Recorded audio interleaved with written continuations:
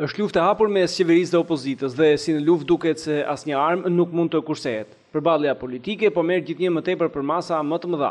Dje kryeministri Sali Berisha foli për një aleancë punisto-mafioze që vë ultimatume e së cilës me darë të ligjit, një nga një, do t'u shkullim dhëmet dhe pastaj dhëmballet.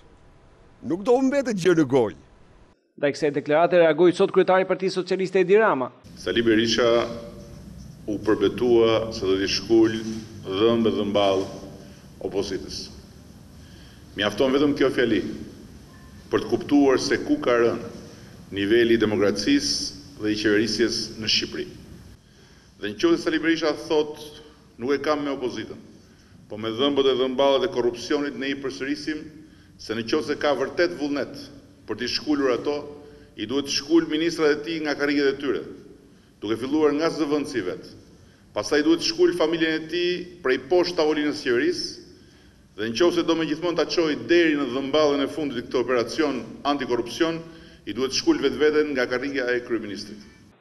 Por këto ditë ai është rivënë në akuza të shumta publike për korrupsion. Pas përplasjes për një truall në qendër të Tiranës, nga shumica është hapur një tjetër çështje që i përket vitit 2005, shitjes së një trualli në Parkun e Rinia, një biznesmeni të afërt me kryetarin socialist.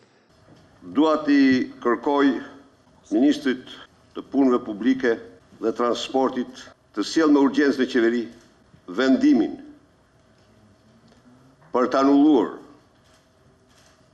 dhunimin mafioz të ligjit, dhunimin flagrant të ligjit, mbi shitblerjen e trojeve në Republikën e Shqipërisë, dhunim i cili konsiston me përvetësimin në kundërshtim me ligjin e vendit të 1350 metra tokë publike nga kryebashkiaku i Tiranës dhe besniku i tij, mu në qendër të qytetit, mu në zemër të qytetit. Kryeministri paralajmëroi se çështja do t'i kalojë prokurorisë dhe do të ketë ndjekje penale për ata që sipas tij kanë dashur të përvetësojnë të pasuri publike. Por sipas Bashkisë së Kryeqytetit, akuzat nuk janë të vërteta dhe se vendimi për aktin e shitjes së truallit është marrë nga Këshilli Bashkiak edhe me votën e përfaqësuesve demokrat, duke këmbgulur se gjithçka është bërë